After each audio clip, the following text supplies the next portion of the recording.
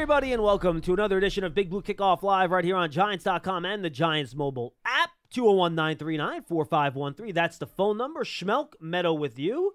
Thanks for being with us. We continue our off-season kind of fun games sequence of shows. Today we'll continue over-unders. Paul and Howard did their over-unders on offense yesterday. Tell Lance and I will do today. And then next week we'll knock out our defense over-unders. So make sure you tune in and check out those programs. Mr. Medow, how are you, sir? I'm doing very well. Looking forward to crunching some numbers today. Apparently. Yes. Yeah. We always have fun with this. And, you know, if we have time, you don't get a ton of calls. We actually never went through the ones from last year. Oh, see really? How bad to we see were. How accurate they were. Oh, I'm sure they're with all the injuries. I'm sure it's. Yeah, it's something not tells me they great, weren't Bob. necessarily in the same ballpark. Yeah, probably not. Yeah, considering we probably didn't even do Isaiah Hodgins over unders. Well, he wasn't on the roster, so it'd be pretty hard unless you were a soothsayer that we were unaware of. But yes, so needless to say, today we'll do our offense over unders, and we have some player and team ones. So make sure you check that out and you go listen to yesterday's show too. Maybe we should actually throw members of the Buffalo Bills roster into this just in case there's future transactions. Perhaps that's what you were insinuating. I'm sure Giant fans would say, you guys should do Dawson. You guys should do. By the way, can I ask you a question? And again, well, I'm not saying depends this is, on the question, but we'll see. I'm not saying this is going to happen, but I just get confused by it. How come there's like a group of Giant fans on Twitter that think the Bills want to trade Stephon Diggs? I didn't realize that group exists. No, like you it's should a introduce thing. me to that group. I'm kind of sad that I'm on the outside looking in. No, I think you should be pretty happy that you're well, on the outside apparently looking they've in at that welcomed group. you in. No, I did not receive this memo. The only reason when DeAndre Hopkins got cut, right? So obviously you get all the fans saying, "Oh, sign Hopkins, sign Hopkins." Of course, sign which Hopkins, is natural. Of course. Yeah. But then they were saying, "Well, how about this Giants offense?" So they had Hopkins and Stephon Diggs in there together. I'm like, wait, what? Both coming to the Giants? Yes, and I'm like, wait. As if there's not enough wide receivers on this roster. I'm like, what? Yeah. Like, how did that even happen? Well, it's called wishful thinking. Like, no, that's not. The Bills are trying to win a Super Bowl. They're not going to trade their best offensive player. Yeah, other something than tells their me quarterback. correct. They're not going to get rid of Stephon Diggs. Plus, remember, to bring this somewhat back to reality. Gabriel Davis, I thought had a bit of a down year. I agree, yeah. Compared to 2 years ago. You cannot afford to lose So, him. that's more of a reason why you got to keep Stephon Diggs, right? 1,000% to the nth power. I'm with you. All right, so let's do some over on the years, Lance. We'll start with old friend Daniel Jones. So I have 4 categories for him. I came up with these numbers. I'm sure Paul and Howard were killing them yesterday. I think I made them interesting, but we'll see. So last year, Daniel Jones completed 67.2% of his passes. Before that, he had never completed more than 64.5%, so it was a big jump for him. Yep. And I figured better weapons, second year in the offense, will continue a little bit of an upward trajectory here. So I put the over-under at 67.5%, which would be a career high for him. Lance, what do you say? I say under, and my rationale behind that is I'm with you that you assume with better weaponry that it will continue to move in the right direction, but I'm also taking into consideration, John, that if there's going to be more throws deeper down the field, then there's a chance that the completion percentage goes down because you're taking more chances, obviously, beyond 10 yards or so. So I'm taking that into consideration more so than the weaponry. You stole my answer. I'm also going under, and I think it's a good thing that it's going to be under because that means he's trying to get the ball down the field more. He's willing to take more chances. What do we talk about, Lance? We need bigger plays, more big plays, more willingness to squeeze the ball in the tight spots in the middle of the field, throws past the sticks, all those things we've been talking about. You get bigger plays out of those, you get more points out of those, but you know what? You'll probably get more incomplete passes because of those. Yeah, well, you're putting it in dangerous territory, essentially. And that's okay. I will trade a point in completion percentage if it means a half dozen more passes of 20-plus yards. Where do I sign for that deal? I'll do it right now. So I'm going under, and I think that's a good thing because that means the offense is taking a bigger step for being a more explosive team. And you would also assume that he has more time to survey the field and get it down the field too. So that's a positive spin as well. But here's the thing. Just to put things in perspective, 67.5 is the number you said. He could have a 67 completion percentage and still be under that. That's extremely respectable. Oh, yeah. If you're going to stay within the territory of where you were last season. So I think we just have to understand within this exercise, if we go under, that doesn't necessarily mean a negative connotation for the upcoming season. It's just being a little bit more realistic that things are going to change based on the strategy of the offense, because I'm sure Brian Daboll and Mike Kafka are saying to themselves, we added speed, we brought back Darius Slade, and assuming all these guys make the roster and they stay healthy, they're not going to then just say, Daniel, throw the ball within 5 to 10 yards, and everybody's just going to get yak. The goal is to get some 35, 40-yard completions, maybe even more, so that you limit, once again, this is what we were talking about throughout the offseason. You don't want to have to be an offense that relies on having to go 10 plays, 85 yards every single drive. Negative plays are going to happen. Penalties could lead, God forbid, to turnovers. The way you counter that is you take more shots down the field, and that's where the new personnel comes into play. Just to give you an idea why this is not like an insult. Do you know how many quarterbacks that threw a decent amount, more than 300 passes last year, had a completion percentage above 67.5%? Take a guess how many? Well, I would say that the volume I don't think is probably high. I would go with let's go with 6, 7. Only 4.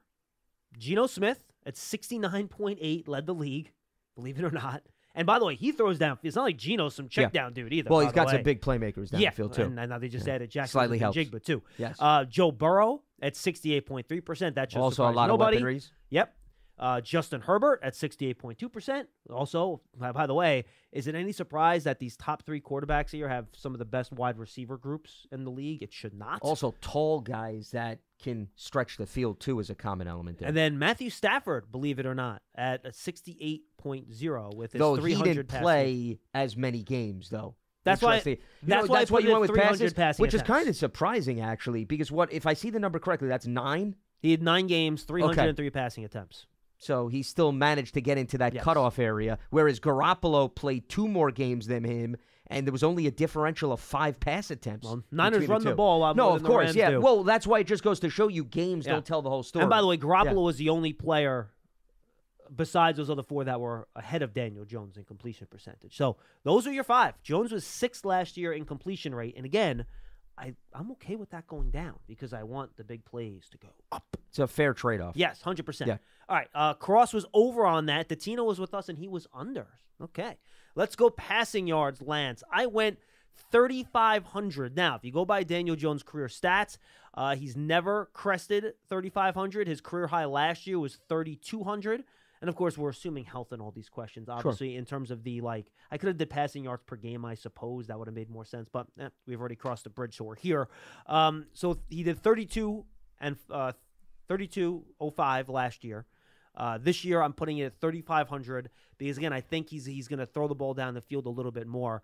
Lance, your thoughts on this one? I went under with this one, too. I mean, yes, I understand the logic that you're saying. If you're going to throw down the field, bigger plays, more accumulation. But I'm also not willing to just completely abandon the run game, too. I think the Giants still want to be an extremely balanced offense, and Saquon Barkley and company are going to play a role. You just drafted Eric Gray, and those guys are going to contribute in the passing game, too. Don't get me wrong, but I don't think just because they added weaponry and we're taking into consideration more passes down the field, that means that the volume of throws is going to skyrocket and the ratio between runs and passes is going to be unbalanced. So that's why I could see it going over 3,200 and him surpassing last season, but I don't think it's going to go above and beyond to the area of 3,500. All right, I am going to go over here, Lance, and the reason is simple. One, he played 16 games last year. He sat out 1 because they had everything clinched at the end. So just 1 more game will put you way closer to 3,500 on your own, right? And I think, and I go back to the schedule here. You're playing much better offensive teams this year. So I think the offense might feel more pressure to throw the ball a little bit more than they did last season. So they might have more pass attempts, which could lead to more yards. I think we saw this team become more of a passing team towards the end of the year last year. Now I think a lot of that was because they watched the Vikings tape and they saw that the Vikings can't, cover anybody, and it was just matchups. Yeah, exactly. And then the Colts too had struggled, had trouble in their secondary too.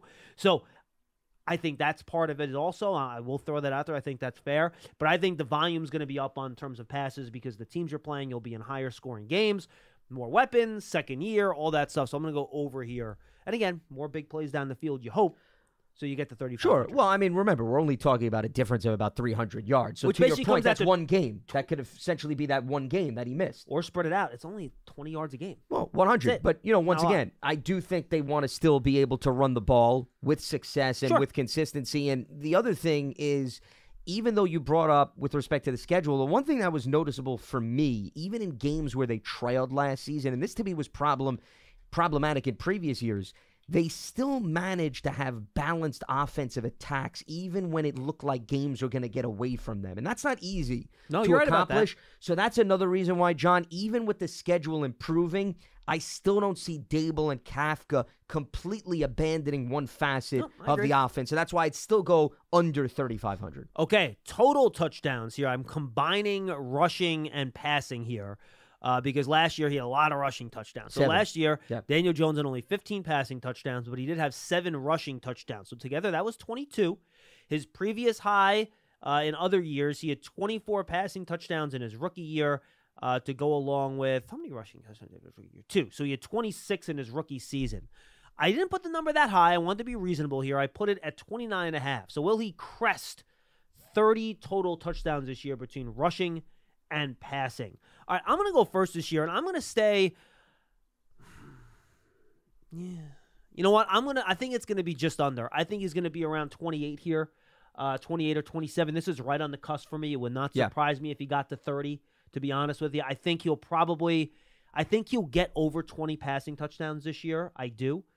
But I'm not sure he's going to get that many rushing touchdowns. It's a lot of rushing touchdowns for a quarterback. So I think those will go down a little bit, but the passing touchdowns will get maybe 23-ish area, I think. So I think it'll be right at the mark, but I'll go a little bit under. Well, keep in mind, I'm a big proponent of, and I made this very clear last season when a lot of fans were talking about 30-some-odd passing touchdowns, John. Remember we were receiving call after call? And I said, you'd have to go back and find maybe 2 quarterbacks in NFL history that made that big of a jump. Double or triple their within output. 1 year. And Josh Allen is one of them. So everybody was thinking, well, if Dable did it with Allen, he could do it with Daniel Jones, which I thought was highly unlikely. I'm with you. I was crunching the numbers. I said to myself, okay, 15 to maybe 22, I think is a reasonable jump. I could see maybe an increase 6 to 7 touchdowns, but I could also see maybe 7 rushing scores going more into the 5 6 category. Exactly. So when you do the math, 29.5 to me is a little bit too much on the high side. I definitely went under there. Okay, rushing yards. 650 is where I put my over-under. Last year, Daniel Jones rushed for 708. And again, he had one fewer game, because he sat out the last game against Philadelphia. That ranked him 5th in the NFL last year. 650 yards would also rank him 5th in the NFL in terms of quarterback rushing yards.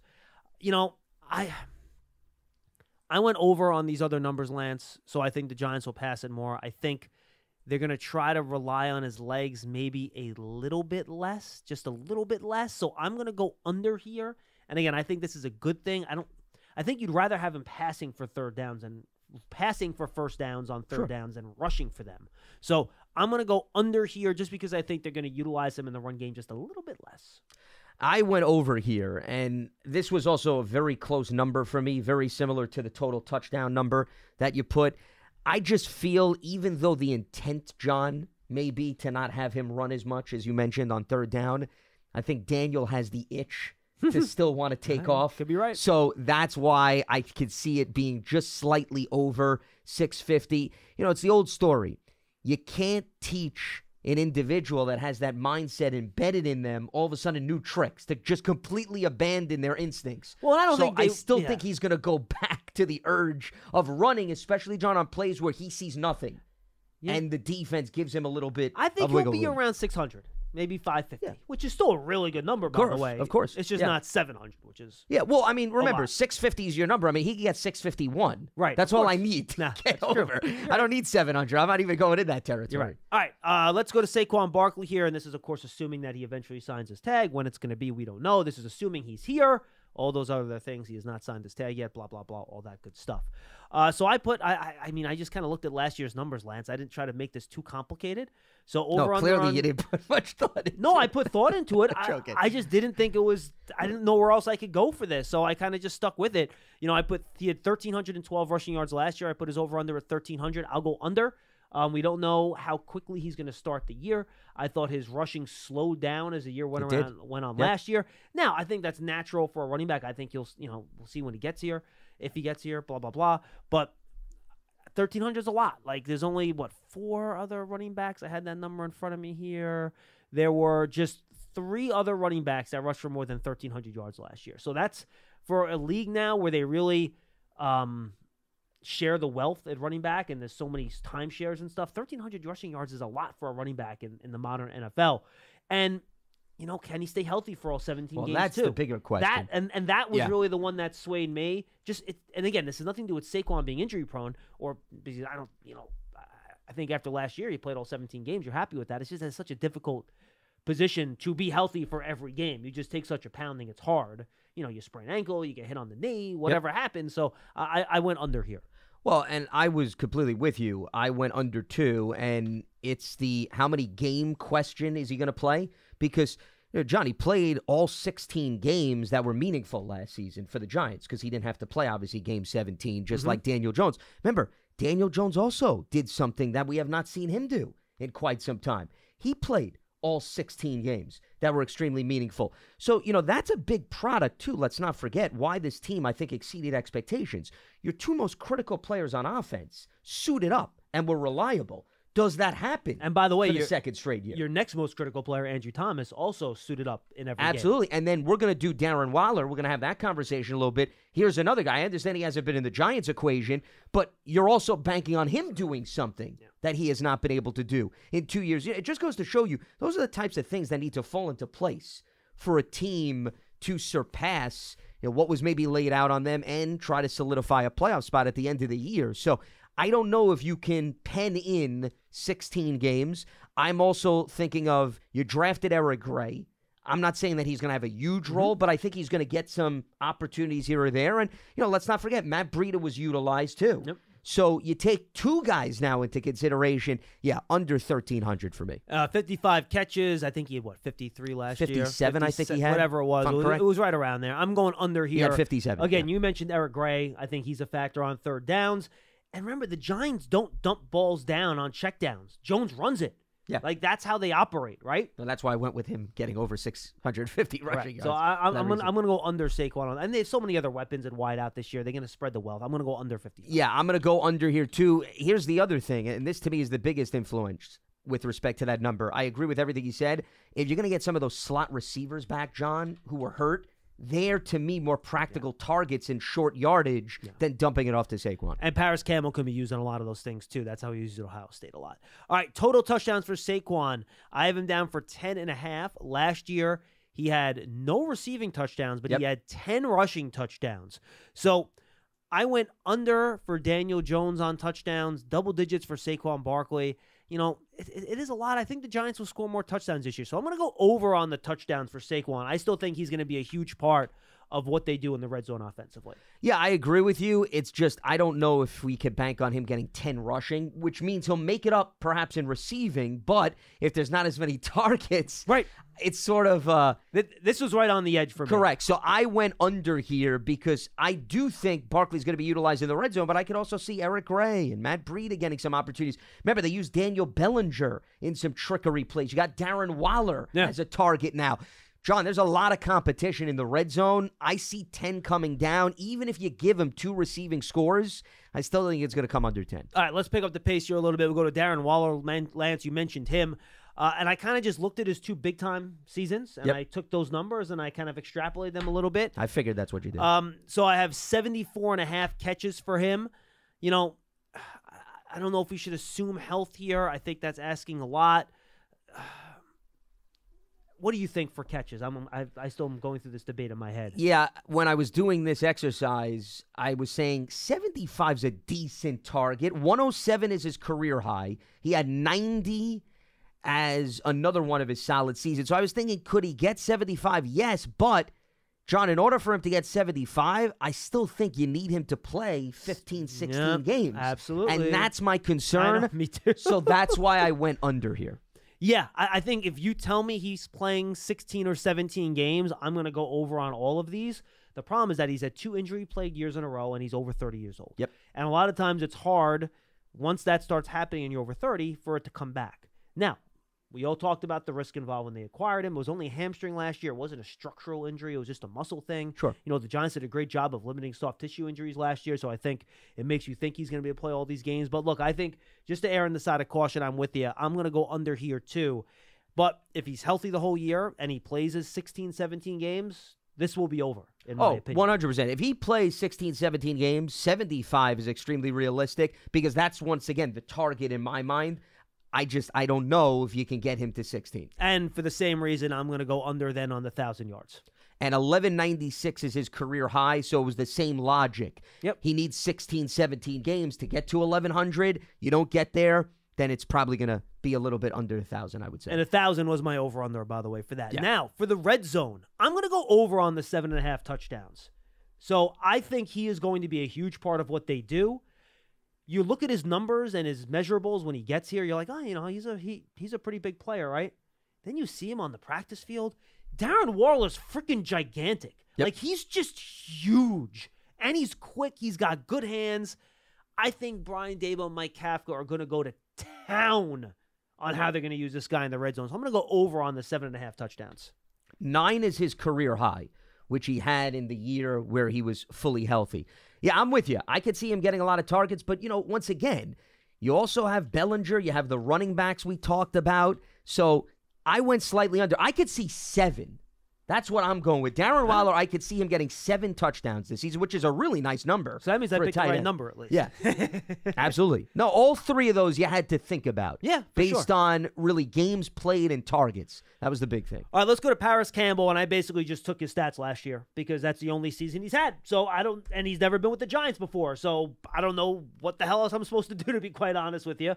Now, if Sterling Shepard is back, does that cut into his playing time? These are all good questions that at this wide receiver position, Lance, which is why he's the only receiver I put in here, because I just don't know, who else is playing a lot, to be honest with you. Oh, you know what? I thought I did Hodgins. I think I just forgot to put him in the document. I definitely did come up with over-unders for Hodgins. I just forgot to put it in. No there. respect. He's the Rodney Dangerfield of the New York Giants. No, I'm telling you, I did them. I just did not put it. In fact, if you hand me my notepad right in front of you, Lance, with the roster there, I can tell you what I came up with the Hodgins because it's written in here. Wait, I want to look to make sure. Wait, show me the page. I want to be the extra set of eyes that this is not speculative. Yes, there is a category there for Hodgins. Okay. There is. That's fair. No lies detected here. No. Yeah. I literally, me and Salomon put these together during the... Salomon helped out with this. Well, at the beginning of practice, when they're just stretching and there's not a whole lot going on, how... we kind of sat there and we looked at the numbers. Now we know why you took Paris Campbell's stats and just jotted it down. Well, I can see there was a very detailed conversation.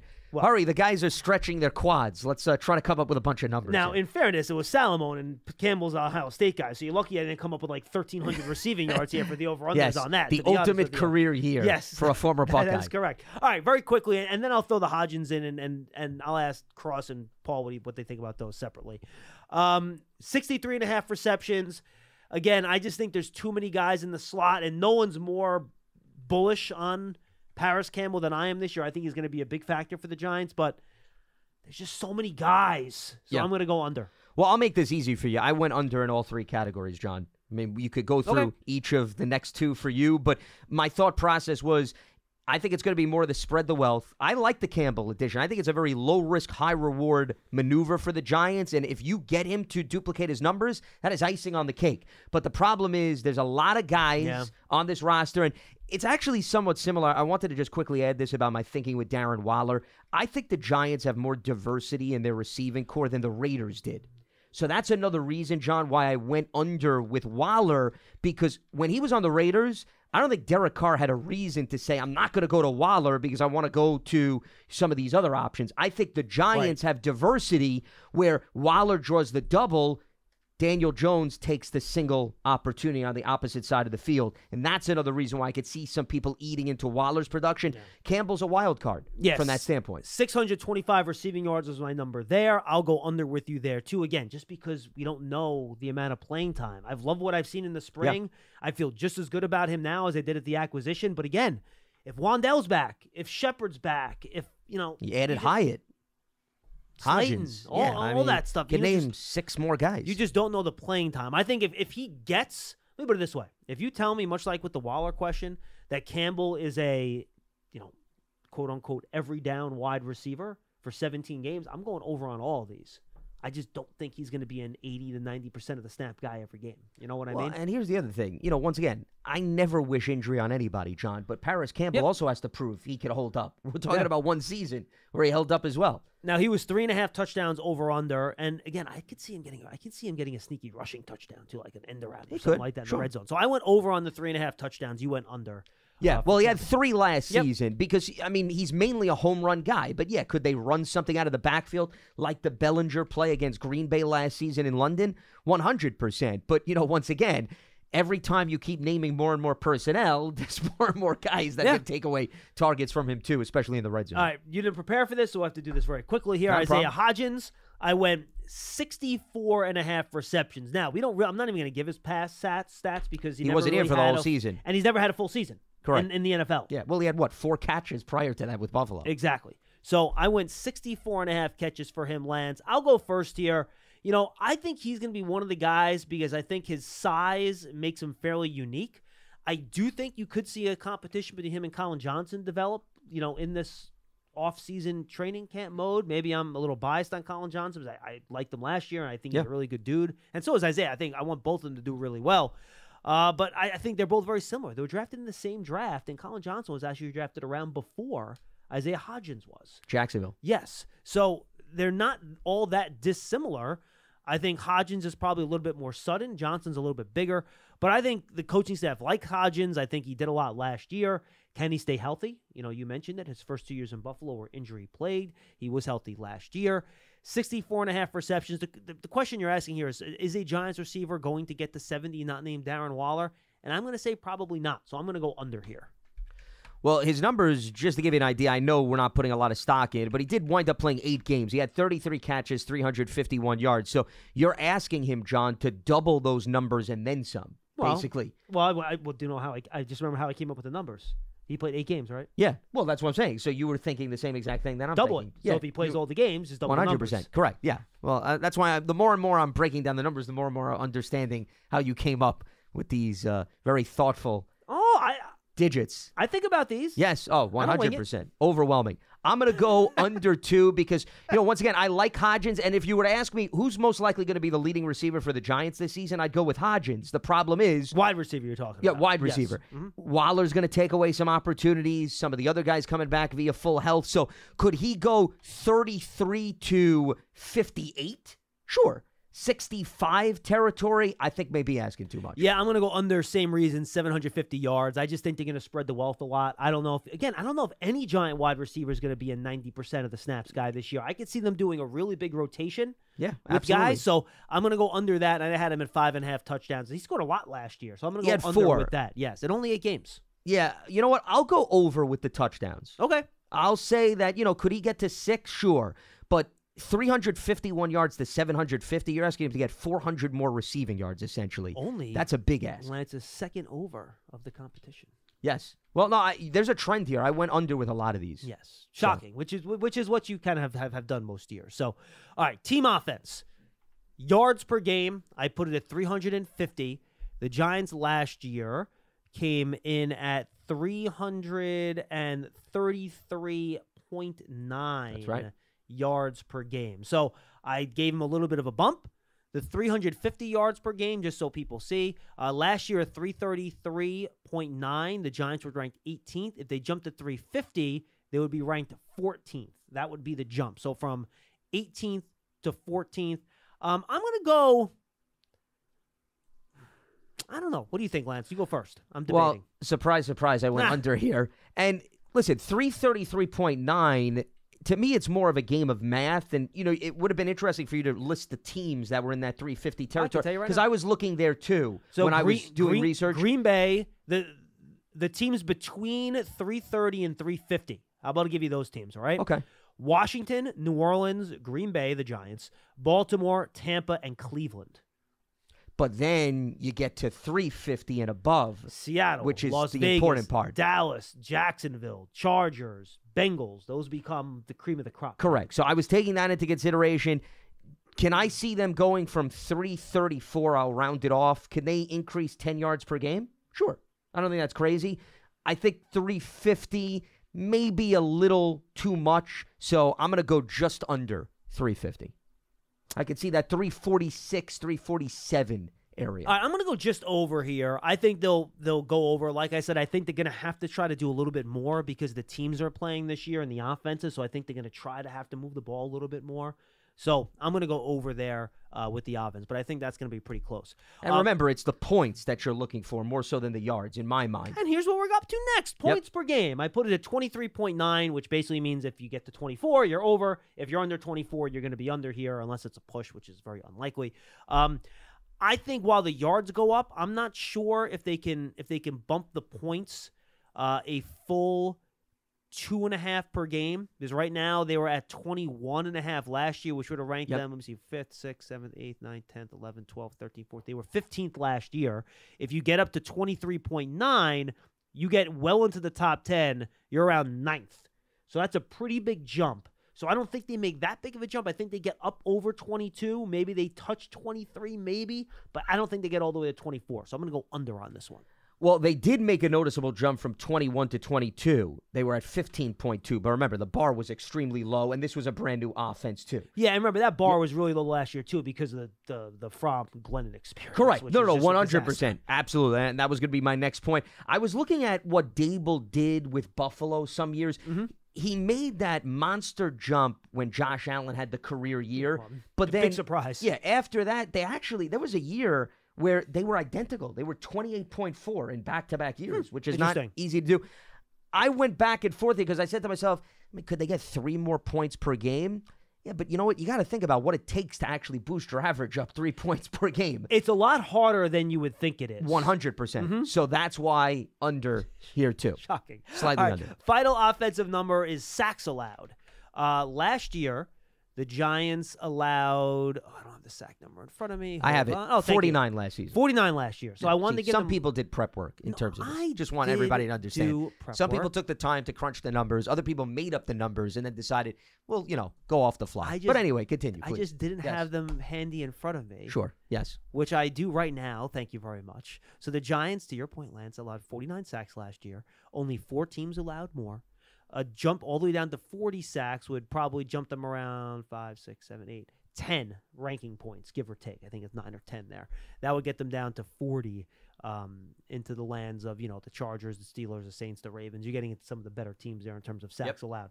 So the big question for me here is very simple. How much better does Evan Neal get? That's going to determine where this number is.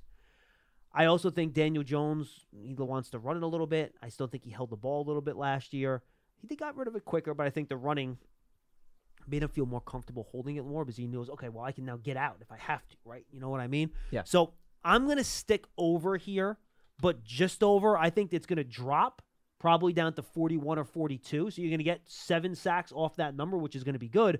But again, if you go back to them throwing the ball more, Lance, there's more opportunities for sacks too. And if you try to throw the ball down the field more, you're holding on. You have to hold a little bit longer, so you get a little bit more chance for sacks. So I'm trying to be consistent here in how I'm thinking about what the team's going to do this year. So I'm going to go slightly over 40 on the sacks. Yeah, I went over too, and I was pretty much thinking the same direction that you were going in. But the key element here is, and I'd be curious if you bring up the list of teams with how many sacks, because I think what gets lost in translation, John, is teams with running quarterbacks. You would think the running quarterbacks avoid the sacks. It's actually the opposite trend in the NFL. Mm-hmm. When you have running quarterbacks, they're holding onto the ball, so actually the sacks go up. Daniel's still a runner at heart. So that's another reason why. I could see it lower a little bit, but I still think it's going to be in the 40 territory. So what I guess I was curious was if you look at the teams that were above the Giants, you're going to see a number of teams with running quarterbacks. Justin Fields, Broncos, Russell Wilson. Yep.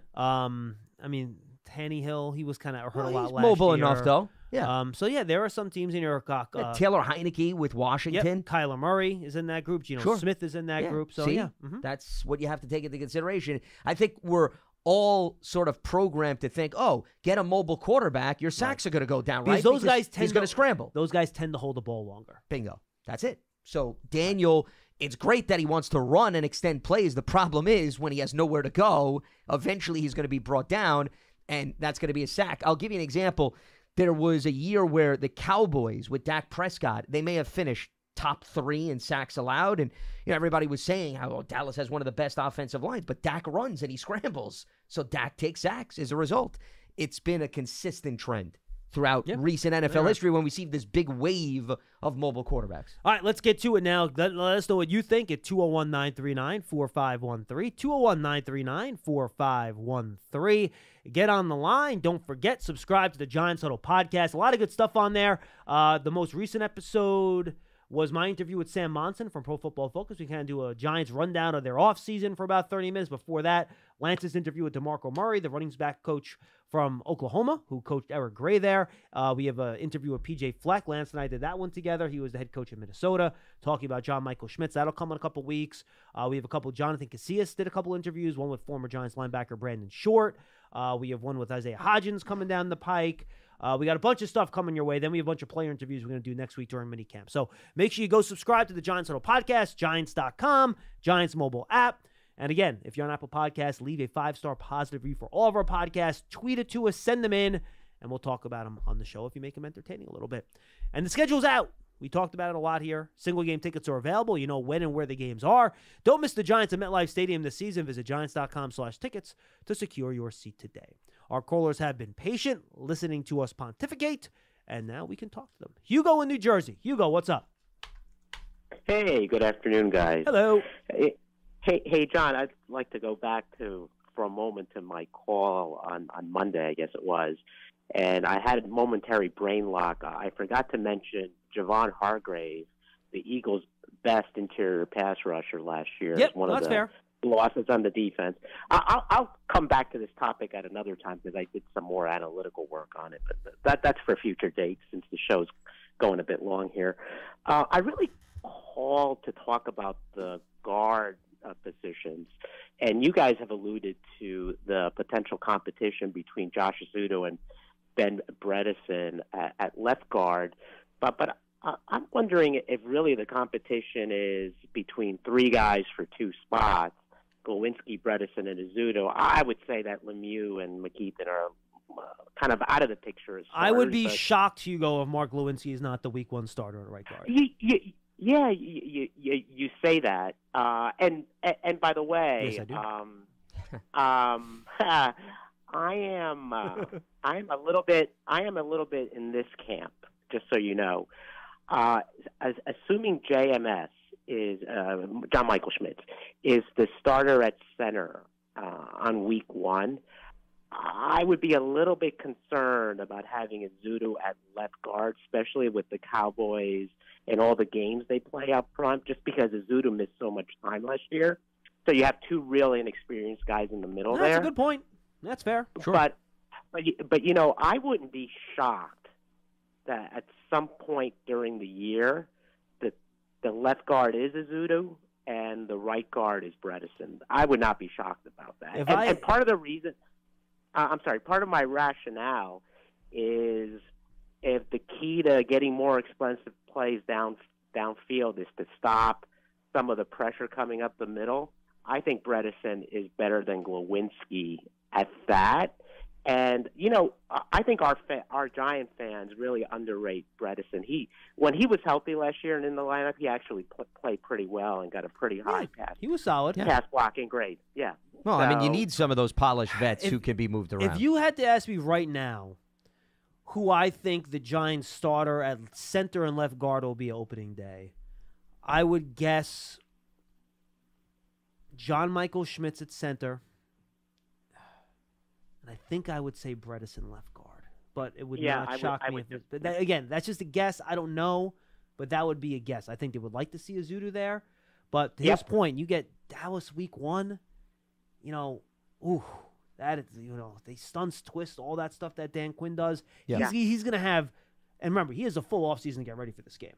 He is going to have the full package ready to go for that Giants offensive line. So that would be my guess as to who the opening day starter. Well, I think Azudu, it depends on what he does, obviously, during training camp and the preseason. If he has a strong camp and they're confident, because remember, he did miss some time last year. So I think they want to see him a little bit more volume-wise. But right now, I'd probably lean towards, if the season started tomorrow, Bredesen would be at left guard. But if Azudu puts together a very strong camp, I wouldn't necessarily rule that out. Yeah, I think Izzudu will have to earn the job for sure. Exactly. Yes. 100%. So, I agree with the mindset that if you do have a center like John Michael Schmitz, I think it does help to have two veterans next to him, especially in his first regular season game. And actually, John just teased when we spoke to PJ Fleck, that was one of the things that we brought up in the conversation. So, we'll wait till that gets published so you could see the answer. But that's what we call a teaser in the business for those of you, who want the inner workings of everything that goes on. But anyway, getting back to the point at hand, I do think that probably goes into their thought process. Let's support him with veterans. And here's why I'm not sold, though, on Glowinski being on shaky ground. You have to remember, Bobby Johnson and him go way back to their days in Indianapolis. So there's a lot of history between the offensive line coach and the veteran player. That's why I don't know how much leaky ground Glowinski's on. And look, they believe in him. Just look what they paid him on the contract. That shows the type of confidence they had in him when they brought him in. Well, I'd like to. I mean, that kind of works into my thought process as well, right? I mean, this coaching staff has shown an inclination not to play people just because they were brought in. Oh, no, Hugo, you're right. I'm not saying they're playing him because they paid him all the money.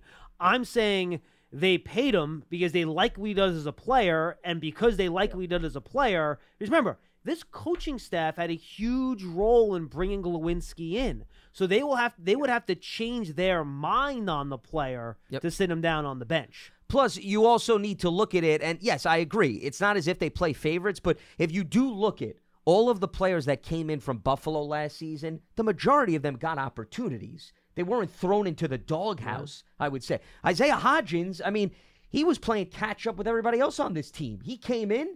First week he was in the game. Right? Tyrod Taylor had to fill in a little bit for Daniel Jones. Matt Breida played a notable role. I mean, I'm just going through the list of individuals that jump out at me. There was one guy that was on the practice squad. I'm trying to remember. I have to go back. And even Nick McLeod, who wound up playing a prominent role. I mean, there's another former Buffalo guy. So the evidence to me. And even if you go get the defense with like Jihad Ward, right? A guy that Wink brought in Baltimore, on the defensive side of the ball. I mean, all the guys that had a connection to somebody on the coaching staff wound up getting the benefit of the doubt and playing.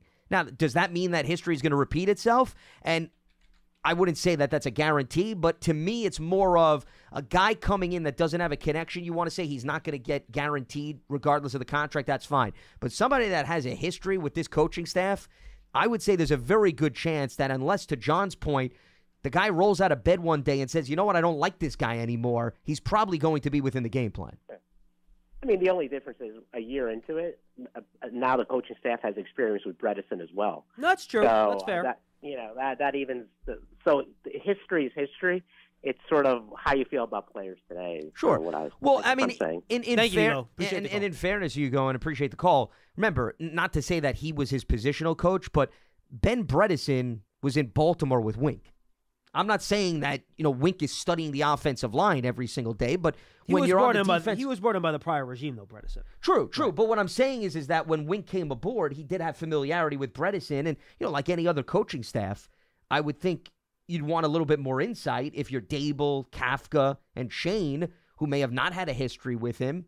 I'm sure he can at least provide some insight, given in 2020, which was when Bredesen was on Baltimore, he clearly crossed paths with Wink there for that season. Yeah, I'm looking, Lance. I don't see anyone else that came over with coach ties that kind of got glued to the bench. Yeah, I was taking a glance. I mean, I'll still peruse. I mean, most of the guys that had connections. They played.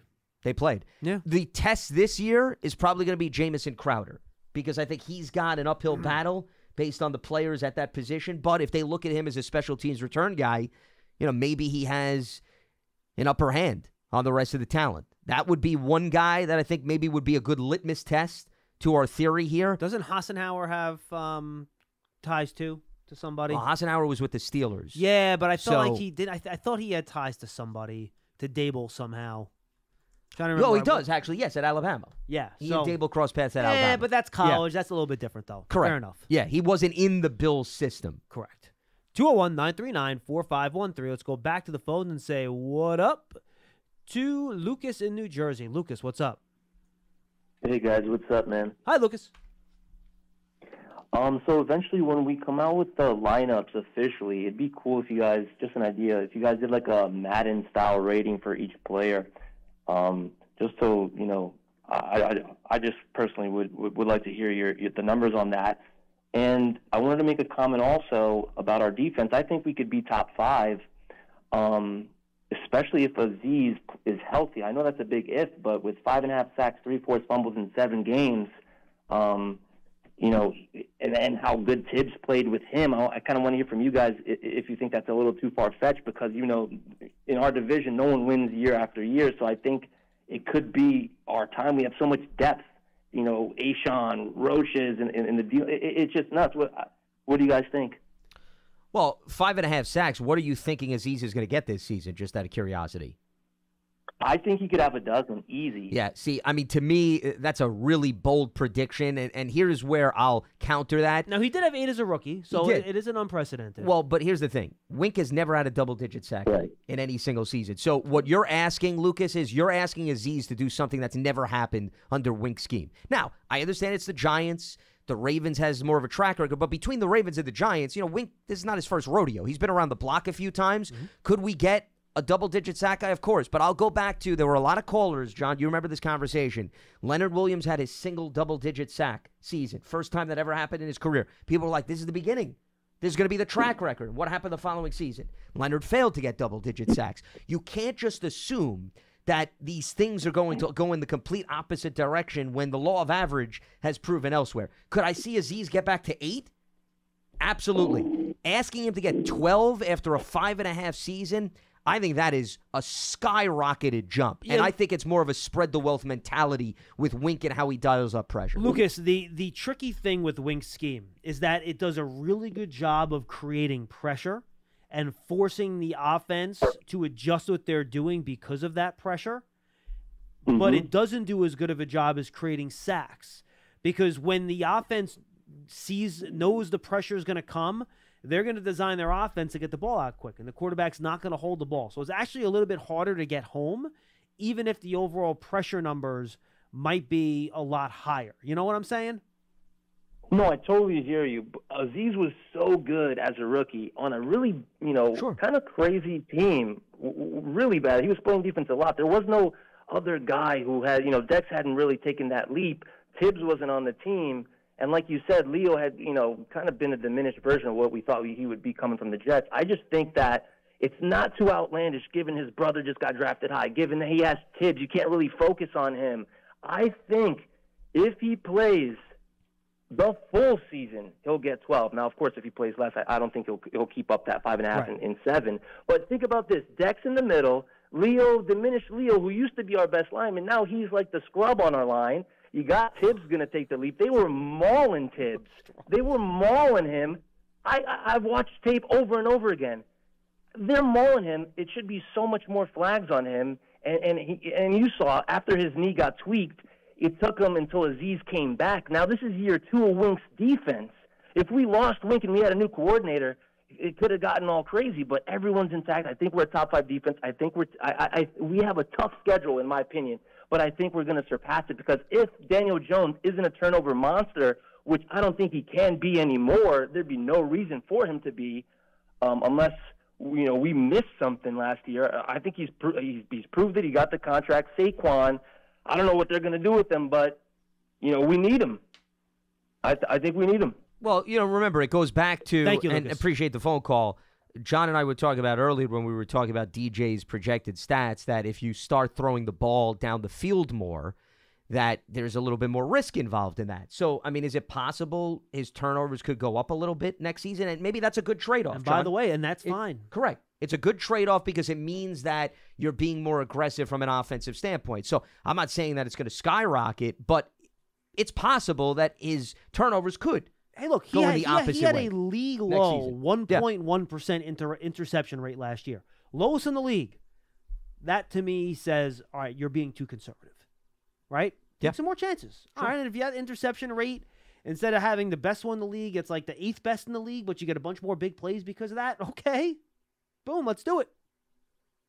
Look, top 5 defense is asking a lot. The Giants ranked 25th in yards allowed per game last year. that would be a monstrous climb. Yep.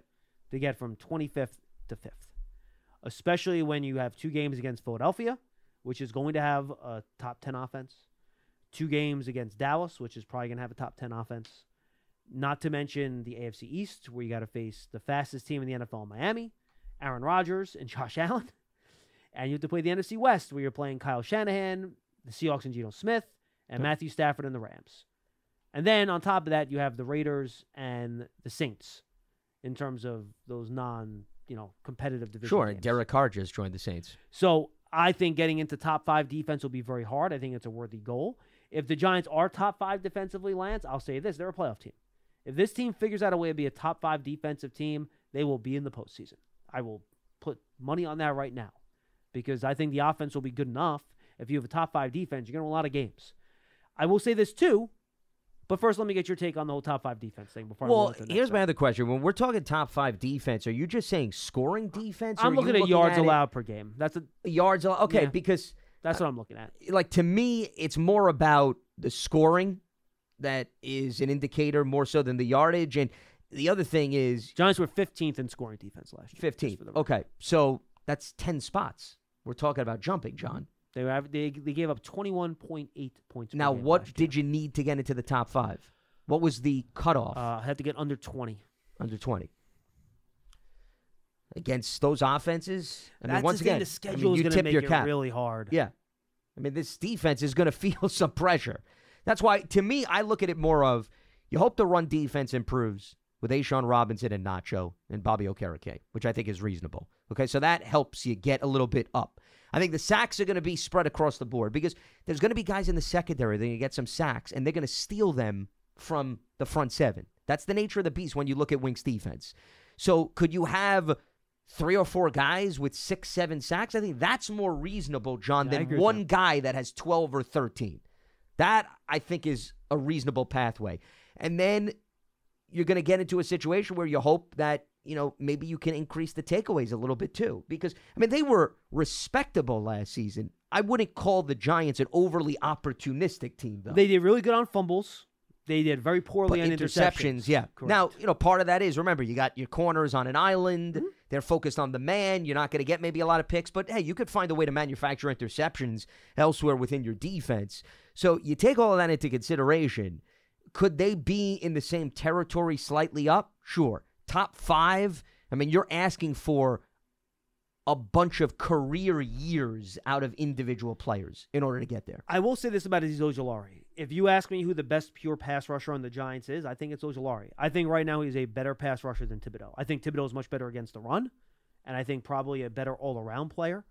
But as a pure pass rusher, like go beat that tackle one-on-one and get to the quarterback, I think Ojulari is the best pass rusher on the team. But again, Wink's system is going to limit that. Can his health limit that? Yeah. Those are all questions that I don't have answers to. But I think he will, if you made me guess right now who will lead the Giants in sacks this year, I would say Ojulari. He's capable of doing that. And I've said, I mean, we had conversations on previous shows about, the guys that have huge years ahead. And Ojulari's atop my list for the sake of contract and for the sake of staying healthy and production-wise. If he can combine both of those forces, yes, Ojulari could be in store for a very special season. But you're banking on things that haven't necessarily fallen into place to happen, and you're also expecting that to happen within the confines of a defense where individuals don't operate out on an island and tend to have monster seasons. And you go back to Wink's days in Baltimore, he had a number of really good pass rushers. Oh, yeah. But even they had modest sack numbers. Why? Because the scheme and him bringing in guys from the secondary did not allow one guy to have them pile up. So if Ojulari, to me, if he could get back to his rookie form, John, he gives you an 8-sack season. That's a win. I think that is a huge stride in the right direction because I think Wink would be more than content with that. if he can stay healthy and get back to those rookie numbers, you'll take that and run to the bank with them. Hey, Giant fans, take your fandom to the next level with the Giant season ticket membership. Stay connected to the club all year round, not just on game days. Memberships are now available for the 2023 season. To learn more about all the exclusive member benefits, visit giants.com/tickets. Limited inventory is available. And don't forget the Giants official connected TV streaming app, Giants TV, brings original video content and game highlights on demand and direct to Big Blue fans. Giants TV is free on Apple TV, Roku, and Amazon Fire TV, and the Giants mobile app. So do you want a quick good story before we say goodbye? Sure. We got about 3 minutes. Absolutely. So we all find ways to complain about things that annoy us, right? So I'm going to take today to give somebody and an organization a lot of credit, and I'm going to say good job. So I guess I could say it, and I'm not going to get in trouble. So last week I got you don't have to deal with this, but Pearson does. I got in the mail from the New Jersey Department of Motor Vehicles to renew my registration for my car. I have a car. My wife has a car. So I filled it all out. I got the new registration. I put in the car. I'm like, you know what? I don't remember doing this for the other car in a while. So I went in. I looked in the other car. I'm like, well, this registration expired a year ago, didn't it? And I guess the DMV just never sent the auto registration note in the mail. And you don't think about that. It's in the car. You don't think about it, right? Sure. So I'm like, oh no, I have to go to the DMV.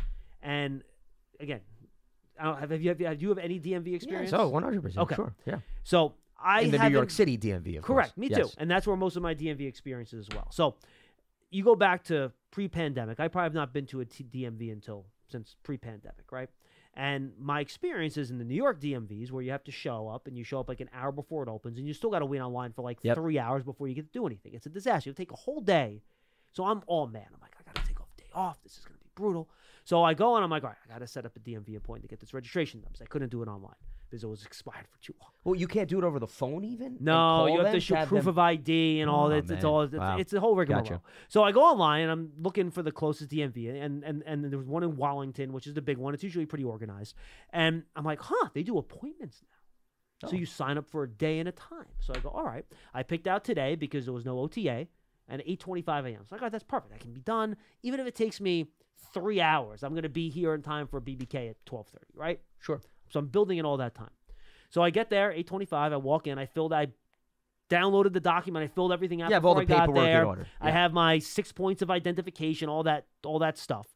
So I walk in. Guy's there. He goes, hold on a second. Okay, no problem. I'm there for 15 seconds. Walk to the first desk. He checks me in. Wait there for 5 seconds. Walk to the next desk. They look at my ID. Give me like the little number and letter code that they call. So you go up to the window, right? That takes all of like 2.5 minutes. Before I even have those documents in my hands, my number's up on the board. I walk away from that first desk where they check your ID to the window. I just hand the packet over to the lady. Yep. Everyone's very nice. They go through the whole thing. I am literally, with an 8:25 appointment, walking out of there and in my car by 8:32. That may have been a record. It was the most unbelievably pleasant surprise experience of my life. You go into something just dreading it, and then it's that easy. I could not believe it. So New Jersey DMV, Wallington, bravo, you don't hear those words very often. That's the best DMV review I've ever heard. I know. I was going to say, I don't think anybody's been that passionate and smiling when telling a story about the DMV. I called my wife, and I'm like, honey, I'm done. I'm already out of here. This is great. This is fantastic. I could not believe what a well-oiled machine it was. So, state government, my taxes at work, bravo. Good job. So when you made that appointment, was there a line outside when you first arrived? Not a soul. Interesting. And in the DMVs... Why, because everybody who was there had an appointment, essentially? Yeah, I think you have... I don't think you can just walk in anymore. You don't walk in anymore? Okay, because I haven't been in the DMV in a few years. I actually went there during the pandemic, so... I think everything is now by appointment. Okay, well, then that's probably why things are so efficient now. That would explain it. Because I have to go back, you have to get like that. If you're... I don't think it's a New York thing, but in New Jersey, you have to get like the real ID to fly, where the current New Jersey driver's license, they're not going to count for like ID at the airport in a couple of years. Sure. So you have to get the special one with the hologram. That's exactly what took me to the DMV the last time I was there. Now, and I was dreading to do it because I knew the DMV is usually a disaster. But now I'm like, all right, I'm kind of excited to go there and see how fast they can get me out of there. Well, no, you'll go there the next time. We're doing away with appointments. That's what you'll find out. So I'm literally this afternoon. I'm Yeah. going to go online. I'm going to try to make an appointment to get the Real ID thing done. I'm going to try to keep the streak alive. You could have killed 2 birds with 1 stone today. No, you have to make they've different links to make appointments for different things. So and I think that's what makes it organized, though. You don't have too many people showing up to with 75 different things that one they need. window. Yeah, okay, I get they're all that. asking for the same thing. Okay. All right. I was maybe going to rein you in a little bit with your compliments. But, yes, if you can get another appointment, then maybe you will be doing jumping jacks the next time you go there, too. I know. So, well, that's good. I'm glad that it wasn't as stressful because normally that place does not allow with ease to go in and out. And I can't remember anyone telling me 7 minutes. The one in Coney Island in New York? Oh, my gosh. That place. Yeah. It's not good. Well, and then there's one in Manhattan, too, which is much smaller. Can you imagine going there? So I went to the Express one when I lived on the Upper West Side. I went to the Express one at 34th Street in Manhattan. The one that's on the, I think, the second floor of the Manhattan Mall. I believe so, yeah. If I'm not mistaken. Yep. That one got you. I was in out of there pretty quick because they actually, if you get in there and you know exactly what you need to do. Well, and that's the key. Yeah. So, you had your paperwork. Yeah. Remember, I'm sure a lot of people, they make an appointment, they have no idea what paperwork they need, and they're not going to say that it goes as smoothly. If you come prepared and you do all the homework and research. Because, they have like, you go in and they have the huge set of chairs where everybody sits where they're waiting. Or the benches. And I went in, there was only one person sitting in that group of chairs. So I felt pretty good when I walked in, but even I didn't expect it to go that quickly. Yeah, it was unbelievable. They're great. That's remarkable. I know. Yeah, anyway, so I wanted to leave everyone on like even when you go outside and it looks like Mad Max and you're going to choke when you try to walk to your car after work today and, Canada's, try to poison all of us. Yeah, those individuals north of the border. Feel good. If you live in New Jersey and you pay New Jersey state taxes, that the DMV is working well. So what John's saying is if you want to stay and prevent yourself from getting outdoors in this weather, book an appointment at the DMV. That'll make your life a lot better. Unfortunately, and you have to you'll drive avoid to the being in the weather, too. Yes. So, and inhaling the smoke. I mean, can't have a better recommendation than that under the circumstance. I thought this was going to be football-related somehow, but you really took us to a whole other tangent. Hey, look, everyone's negative about everything. Something actually went really well. I want to give credit where credit's due to the hard workers at the New Jersey Department of Motor Vehicles. Excellent work, guys. There you go. Hey. You don't hear that very often. Another rare occurrence on Big Blue Kickoff Live. Absolutely. Lance, good job. Another rare occurrence. Yes, indeed. Good work.